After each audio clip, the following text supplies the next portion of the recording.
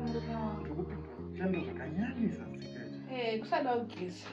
Kugeza chiko munota ndigeza. Azoti china inosvibisa tiri. Sadaro. Regai kugeza. Muchatorera takatema. Kugeza chiko iwe. Ndiani kwakanza kasageza apinde denga. Ainostimsha. Pana mai wangu achitengesa zvezvimwe zvinyowani. Tenga chigero. Munhu ane rasta.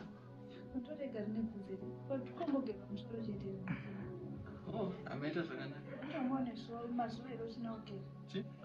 Nini ndinogera kumababa. Zvikoswa mutorevera uyu ini tino. Anozati nadigeri. Saka ndikurumwa netsikidzi takararamba. Handiziva tsikidzi dzodzadzi. Iwo andichigerwa chigerera wachitengera wewe. Ndatengera. Kwete kutengera nini. Inini kana ndaona kuti inini sango rangu rakuda kutsva ndichapisa ndenga. Ndopisa rako. Saka manje pachazotsva sango renyu. Chichi kumbonhuwamba munhunga. Munyaya chida kubudza pakamwana. Timbomira zvekupisa sango izvi.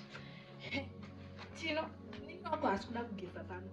Nyaya yekutogeza yatondikonesa munomumba izvezvi kupinda mukicheni muri kunhuwa bhutsu wozonditi kwai ndinotaurisa watombotaura Jola hasi kuda kugeza Tino haasi kutoda zvekugezaizvezvi Jola ndomurambira Jola ari smart. Alright, ena murume maJola sipo yandakamutengera mwedzi uchitangana nhasi chiri yakanyorwa auditi inini ndiende murume maJola. Handiri kumuta Handiwe waenda. handiri kuita vote for him. Ini ndikukuudza kuti mwanaume wako because zvikuita mumba izvi ndakutoona chinenge chokwadi zvikuita mumba izvi Nyeperi kana zvaramba zvakadai Tinoka mwanaume wako akupfeka bhega kuenda. Aiwa inini anatitomboka kumunja.